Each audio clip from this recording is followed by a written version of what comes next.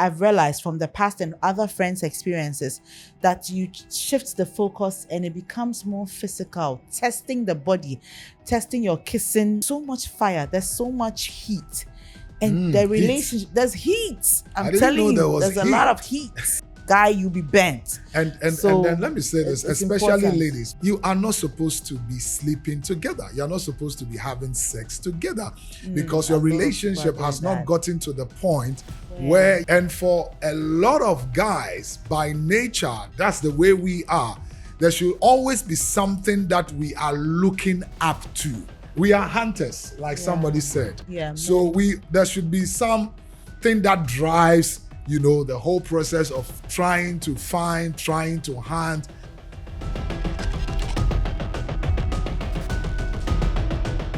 To be honest, back in the day, I honestly thought dating for fun was much more fulfilling, much more exciting and much more thrilling. And I thought it could really fill a void of loneliness, could help you to keep up with the trend, not be left out and seen as somebody who is colo or old school or old fashioned, and could give you the opportunity to really enjoy Val's Day because for a fact that during that season, you have a guy or a girl spreading you or giving you gifts. I never thought God had an interest in who we wanted to date, how we'll date, and what kind of repercussions it would have on our life. Till I met you. So today we are talking about dating, and we are asking ourselves a very important question. Is dating for fun or is it for purpose? In as much as dating should be fun, there should be a purpose for dating. And that's what we want to explore today.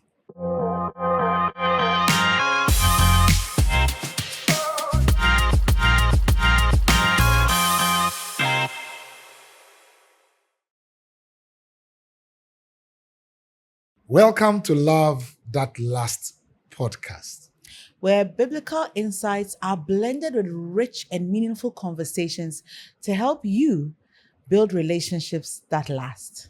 So what does the world say about dating? The world says date for fun. The world says just enjoy your life as it comes.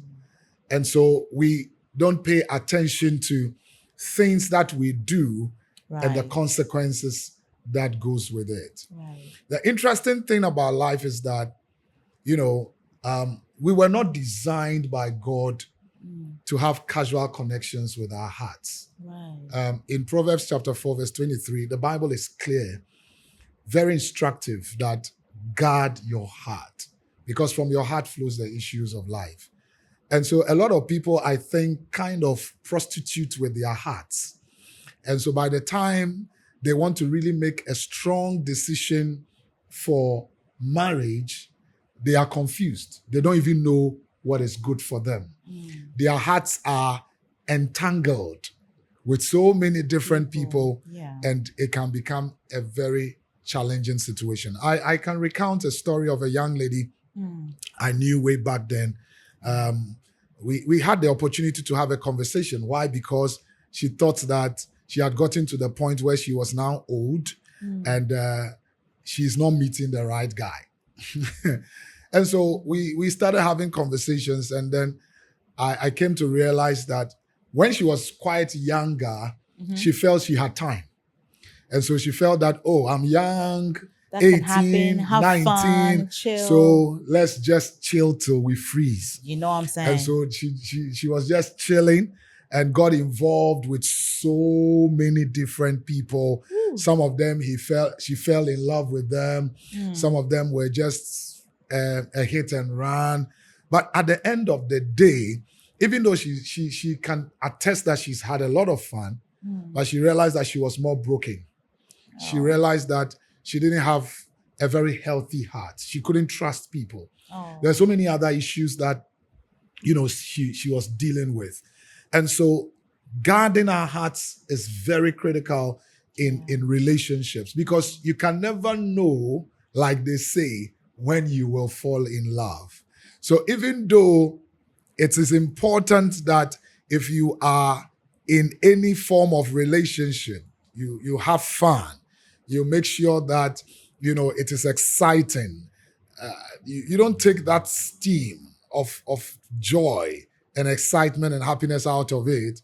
It's also critical that you define the relationships, and if it is for marriage or the intention is for marriage and not for friendship, you make sure that you don't mix up the principles or break the rules.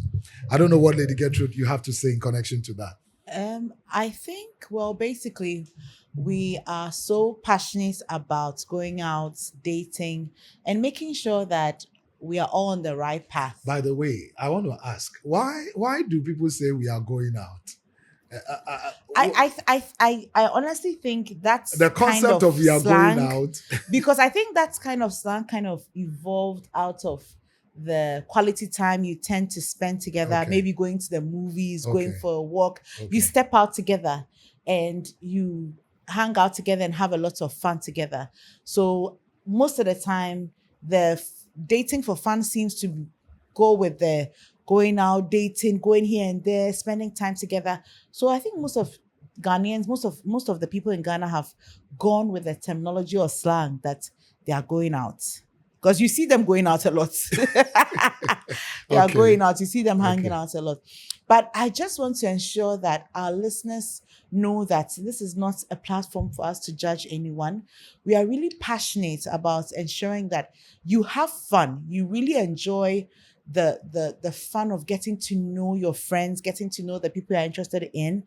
But then you make sure your dating is purposeful. There's a purpose to it. And in your bid to have fun, you don't mess your heart up, just like Pastor was saying. So remember that this is all about giving you something better when it comes to your decisions or your plans about dating.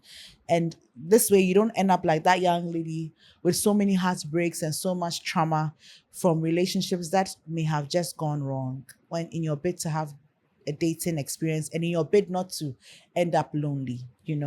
Now, as we're talking about dating, when you date without purpose, there are consequences. There are a lot of people who have decided to also date people because they saw other people dating. And sometimes the pressure can be so strong. You see that everybody has this person they are rolling with. This person has a special guy. This person has her special lady, and things like that. And the pressure can be so strong. And because of that, you may want to venture into that. And did you ever get love letters in school? I don't think I do remember. I don't think I do remember. I was not the letter writing type. When you're talking about pressure, it people. just reminded me of a season in my young life where I had someone who admired me so much. And he used to write love letters. And that consoled me a lot because people are getting gifts. But I was getting love letters and notes and nice things. So that's stabilized the pressure. I don't remember getting letters. I think for me, I have been a Christian. I have been a church boy. I've also been a Christian. But I have been a church boy. I'm almost virtually like a church mouse. Well, I've stayed in church. All the sins probably I committed, maybe 99% of them were in church. Because I've been a church boy almost all my life. And so he was writing prayers. There were things that you were writing prayers instead of writing love letters. Oh, no, really. But there were things that I wasn't exposed to them because of my background, because of where I was coming from. But maybe if I was coming from a different environment, maybe you'd have written love sure letters. it would have. I'm sure you didn't feel any of the pressure. There was. There was that pressure to also have a special person in your life you loved, you liked.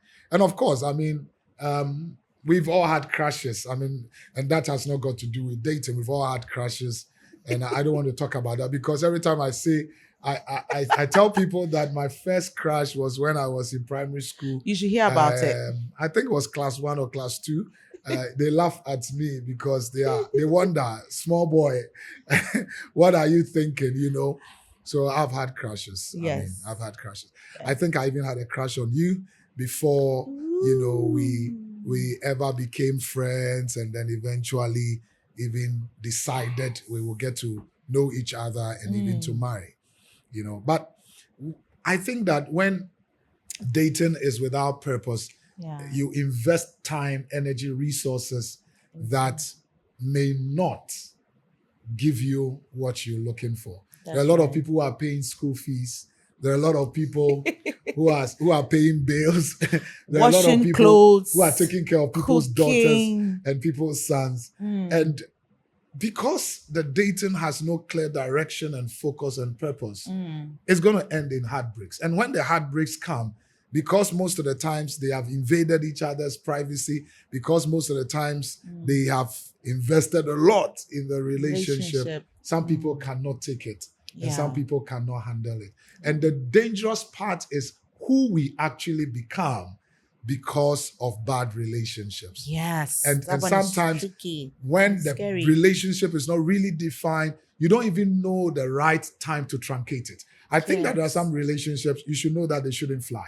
I mean, by the time you meet the person 1, 2, you should know per your values, your belief system as a child of God, as a Christian.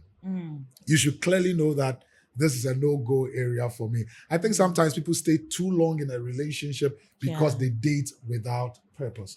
Don't just go in there, in your bid to cure loneliness or in your bid to just have fun. The interesting thing is that you can do all these things outside dating. And people, most of the times get themselves so emotionally connected in relationships. And when the relationships are not able to succeed to move to the next level, it becomes very difficult. I know a lot of people now who are dealing with heartaches and heartbreaks. And it's difficult. I know men who are crying. I know ladies who are crying. Some people cannot even handle it. Some people know that this relationship is not good. But because of the emotional entanglement, they can't come out of it. And I think most of the time, as young people, or for most young people, there's a clear indication that you should end this relationship, or this relationship is in direct violation of all the boundaries or your philosophies or values of life or your faith as a Christian. But then because you don't want to feel lonely, or you don't want to be tagged as single and gnashing, as the term connotes, you just hold on. And I know it's tempting to leave God out of our dating decisions. I, for one, know in my younger years, I thought it was just a trend. Everybody had someone they were going out with, or dating. So there's this disconnect for lots of young people between God, having conversations with God about their dating, bringing in the will or desire or wisdom from God about who to date. And sometimes they'll wait till things become complicated and they run to God with a heartbreak. Because what God is closest when you can't make the right decision. But of course, a broken and a contrite heart, God will not despise. But you see, when you put yourself in a position where it is even difficult to hear from God, how will you make the best decision about the right man or the right woman? Because you are in the first place, not at a good place, to be able to hear from God. And that is why I personally believe that we should be guided. Allow God to lead you. Listen to God. Let's pay attention to the voice of God. And God speaks to us through his word.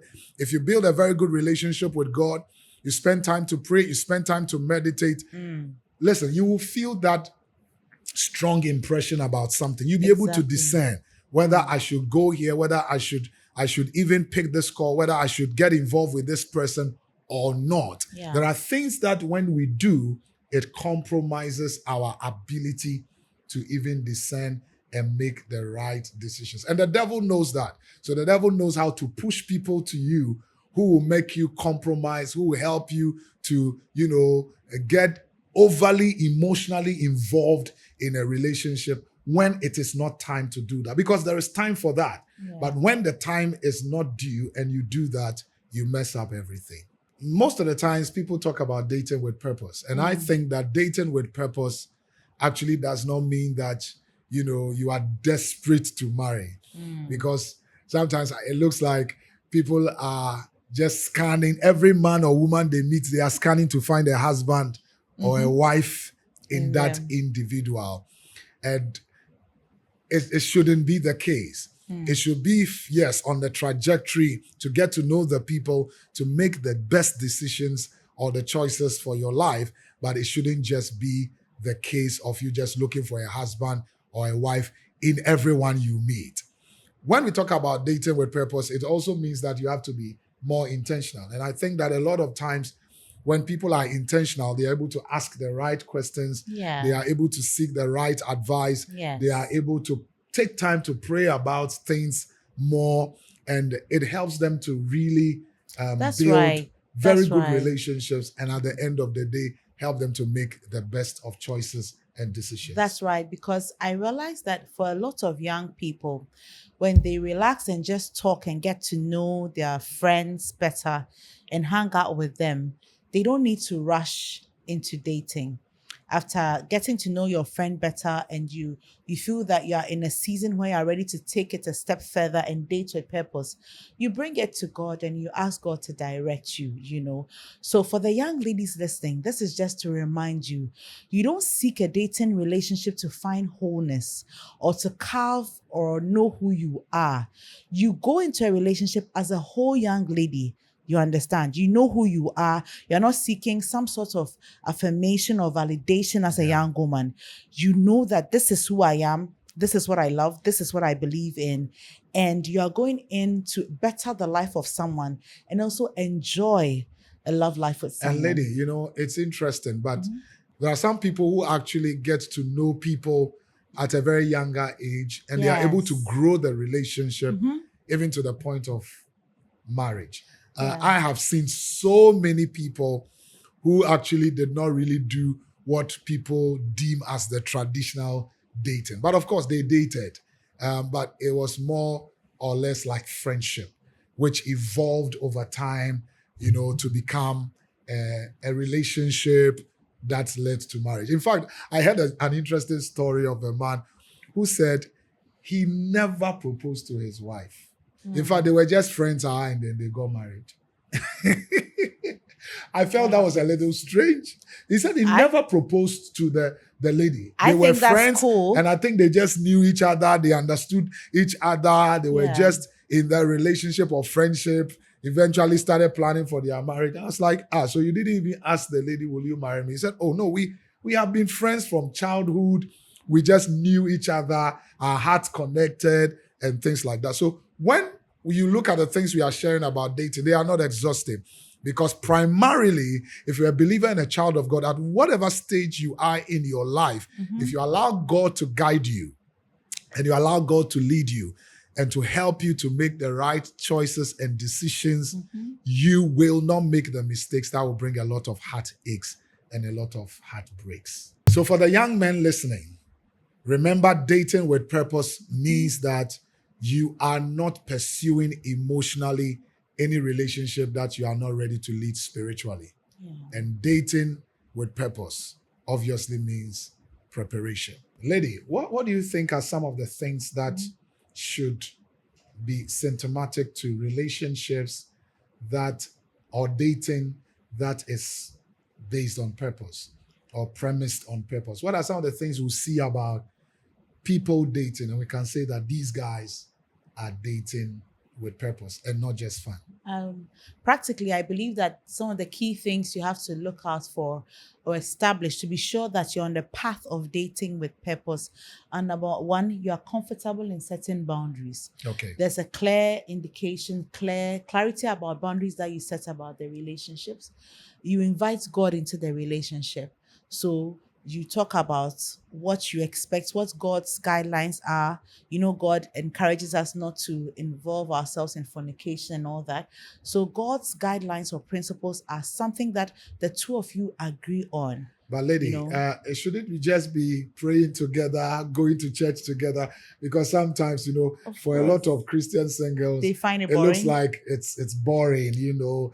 Every time it's just prayer meeting, every time it's just Bible study. What are some of the things that they can do for fun if they are Christian single men and women, but they are involved in dating? Most definitely, I believe that the Christian youth, when they are dating or going out, can definitely go spend time together.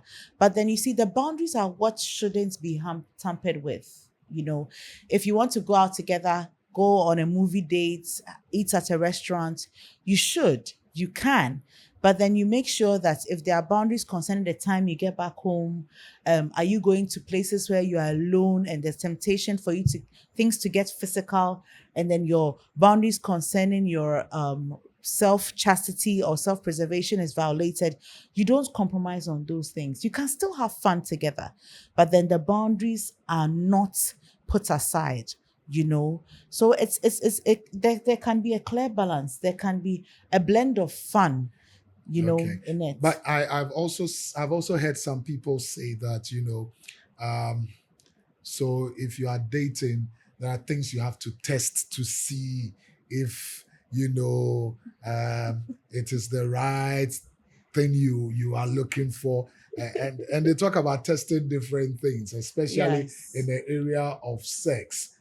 I don't know, you have been talking about boundaries. Maybe I'll add a little to it, but I wanted to share your thoughts on the importance of the boundaries that God has established for us so long as marriage is concerned, because sometimes people think that it is more of denial. They don't see it as protection.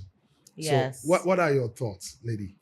I think that a lot of young people are so eager to get physical when they are dating, and the minute the focus shifts from really getting to know each other, talking about your vision, your dreams, your aspirations, cementing the foundation of your relationship with your shared faith in God, and it shifts to the physical, it hampers the growth of the relationship. You can't really see the future of the relationship. I can practically testify that when I was dating Pastor Sammy, he was someone who was really leading spiritually when it came to us establishing boundaries in dating. So it made it very easy for us to ensure that we didn't get physical. We had the time to talk about our friendship, talk about our dreams, talk about where we saw ourselves in the years to come, talk about what we didn't like, and talk about our childhood and share things that helped us understand and accept each other better. The minute I've realized from the past and other friends' experiences that you shift the focus and it becomes more physical, testing the body, testing your kissing capabilities, your body starts taking over. And then there's so much fire, there's so much heat. And the relationship, there's heat. I'm telling you, there's a lot of heat. And the heat can set up a fire. It can burn the relationship to the ground. It can burn it to the ground. Okay, I think that's where the Bible verse about can a man hold on to burning coals and not be burned?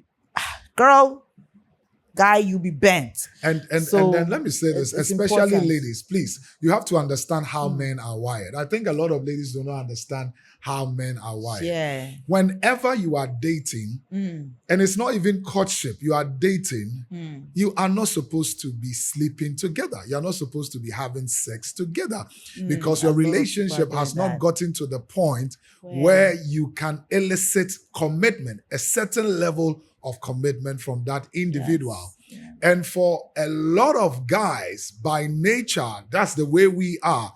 There should always be something that we are looking up to. The moment you give it to us on a silver platter, there's nothing much to really look forward to. We are hunters, like somebody said. Yeah. So there should be something that drives the whole process of trying to find, trying to hunt. And as soon as we have the prey in our hands, what is there again to fight for?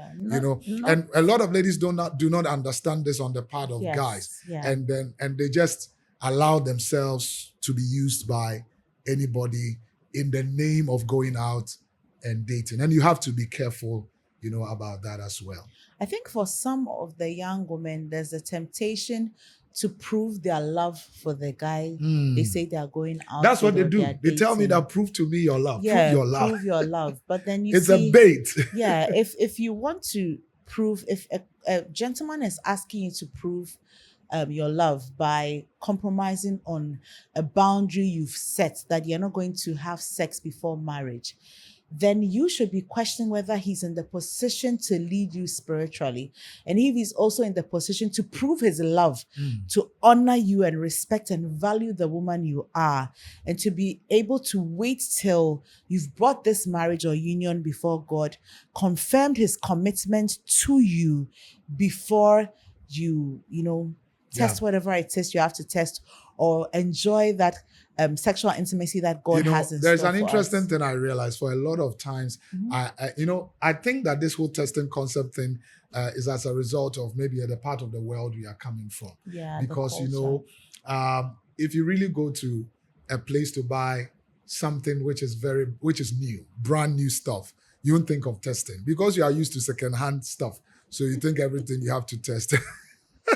Yeah, and But I also want to just chip this in because it's important that we realize that when it comes to sex, and sex is a big thing in our world today. yes. I mean, when it comes to sex, we have to understand that it's a spiritual thing. Yeah, not It's- just physical. Yes, it's or a spiritual emotional. thing. And so if you are dating and you don't know how to set boundaries in dealing with this thing, you can complicate a lot of matters. Yes. So long as your relationships are concerned.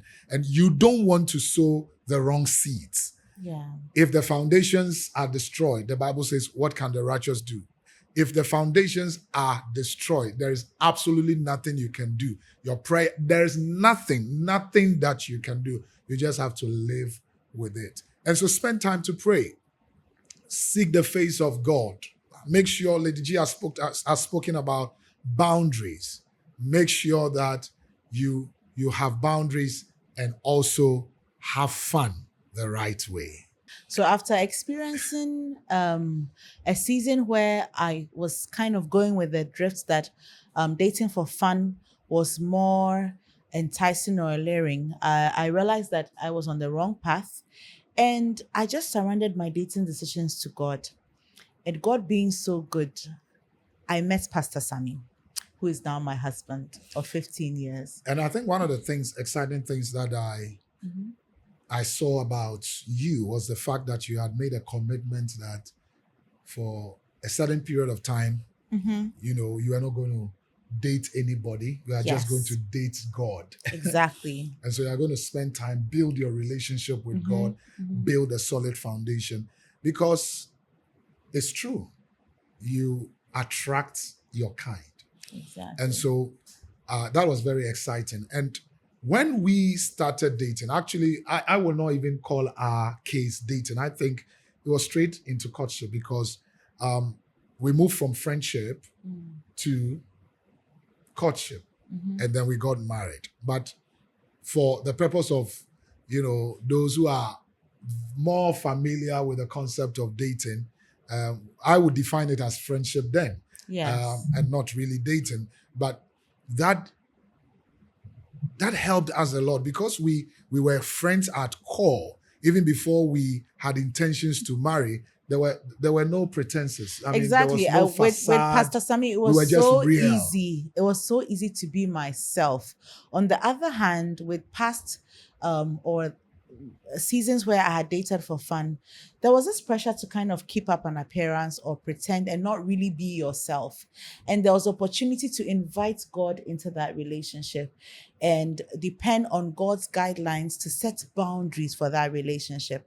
I remember he would basically let there be a limit to the number of times we found ourselves alone to avoid any temptations, and he would encourage us to pray together. There was a lot of prayer and fasting, but that's really... I don't remember the prayer. There and was fasting. a lot of prayer and fasting. No, I don't There was remember. a time at CCC, we had what we call the solemn assembly. That days was just of a church fasting program. That had and pray. nothing to do. Oh, we took it personal. We are No, dating I Pastor took it Sammy. personal. I took it personal. He made me take it personal too. But people. that was just a regular church program to help build your spiritual life. Trust me, my spiritual life was built to the max.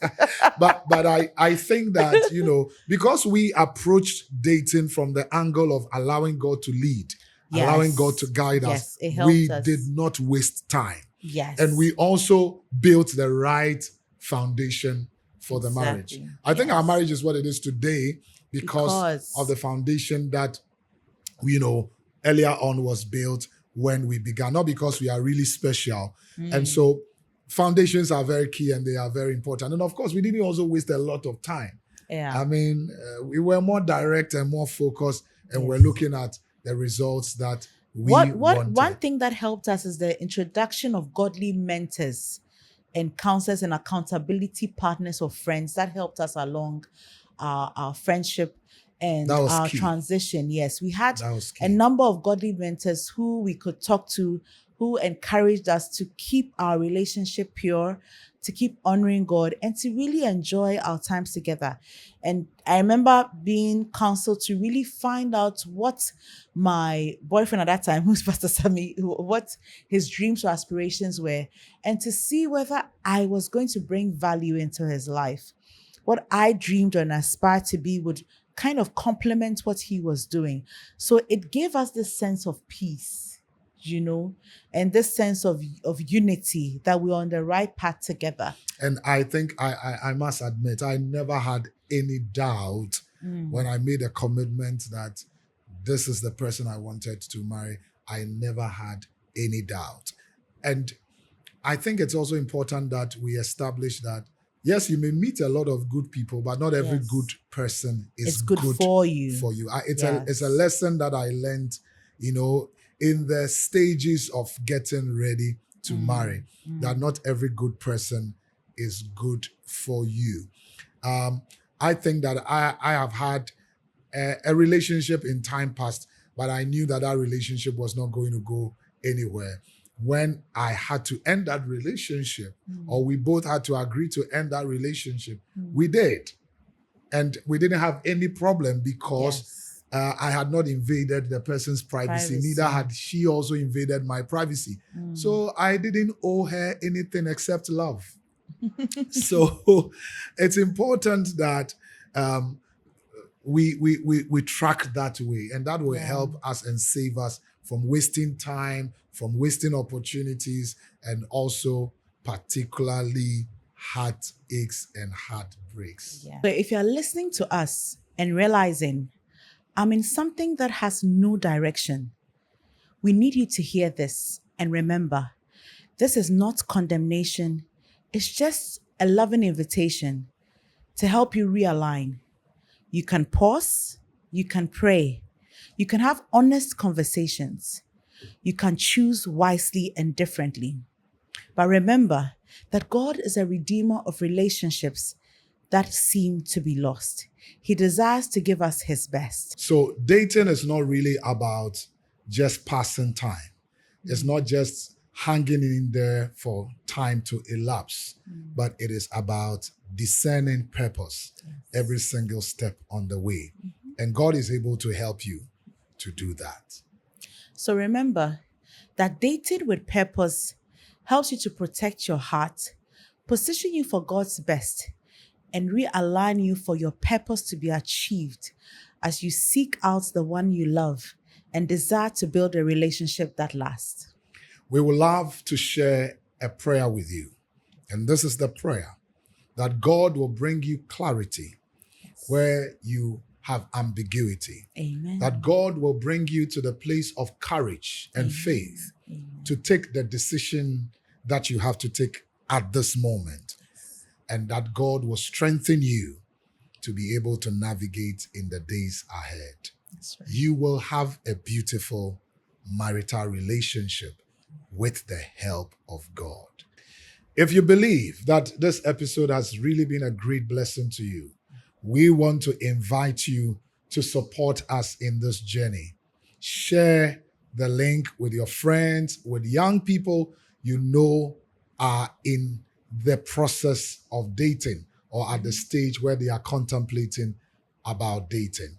Share with them, and more importantly, encourage your friends and your family to subscribe. We trust that God will help us to give you more content that will always be a blessing to you. Watch out for the next.